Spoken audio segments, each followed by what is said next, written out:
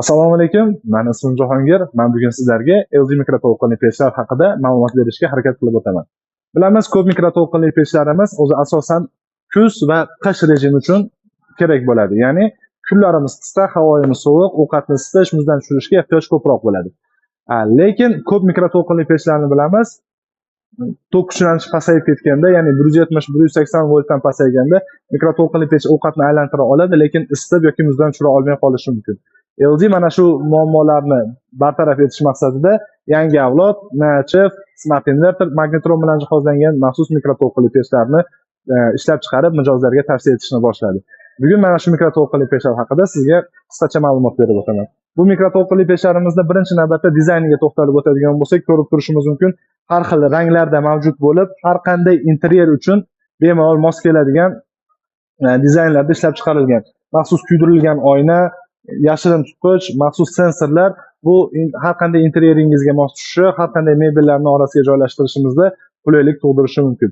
Undan tashqari, so'zimiz boshida aytib o'tganimizdek, mikroto'lqinli pech, ko'p mikroto'lqinli pechlarimiz on-off rejimida ishlaydi. Ya'ni o'chib, yonib ishlashi natijasida ko'p kuchlanish talab qiladi va elektr energiya sarfi ko'proq bo'ladi.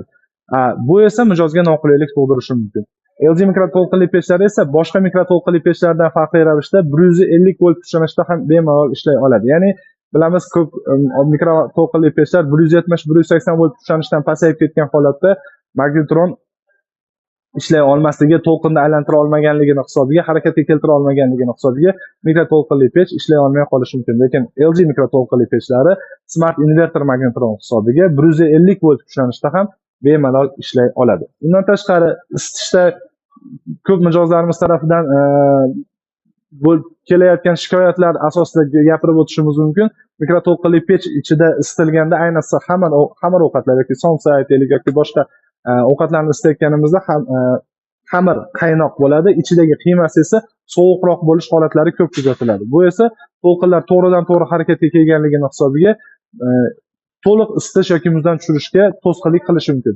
LG mikroto'lqinli pechlarida esa NChef texnologiyasi yordamida to'lqinlar aylana holatda borganligi, bu esa ham usti ham ichlarini bir xilda isitishga yordam beradi. Buni hayotiy misol bilan aytadigan bo'lsak, aytaylik, mix qoqishimizda ko'proq kuch sarflaymiz, aniqlik kerak bo'ladi, lekin samolyot satirganimizda bu aylana harakatda bo'lgani hisobiga kuch sarflamasdan osonlik bilan kirgizib olishimiz mumkin bo'ladi.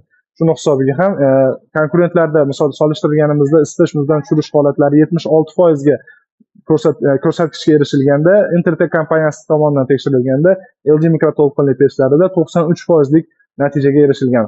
Bu degani ham chetlari, ham markazlari bir xilda isishi yoki muzdan tushirish ko'rsatkichlariga erishilgan. Ichki qismini ko'rib o'tadigan bo'lsak, mikroto'lqinli pechimizning ichki qismi zeolit materialdan qilingan yoki LG kompaniyasi buni Easy Clean deb nomlaydi.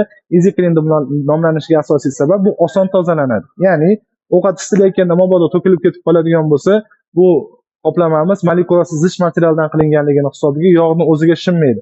Artishimiz bilan tez va oson toza bo'ladi va qirilmaydi, shilinmaydi. 99.99% gacha antibakterialni hisoblanadi. Ichki qoplamasiga va magnetroniga 10 yil kafolat beriladi. Xo'p, undan tashqari ko'p mikroto'lqinli pechlarni ko'rganmiz. Idishni ushlab turuvchi maxsus g'ildiraklari soni 3 talik bo'lgani hisobiga ovqatimizni qo'yganimizda markaziy chetda bo'lsa yoki chetroqqa qo'yganimizda yiqilib qolish holatlari kuzatiladi. Natijada bu isita olmay qolishi mumkin. Buni bartaraf qilish uchun LG maxsus 6 g'ildirakli aylanani g'ildirakni berdi. 6 nuqtali g'ildirak. Bu bemalol to'g'ri aylantirishga, yiqilib qolish holatlarini kuzatilmasligiga va ko'proq kilodagi yukni ham ko'tara olishiga yordam beradi.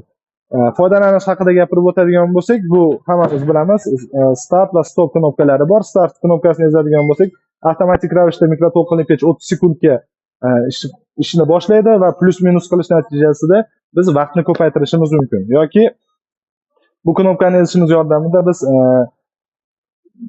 mikroto'lqinli pechimizni vatini o'zgartirishimiz mumkin, grill funksiyasiga olib o'tishimiz mumkin.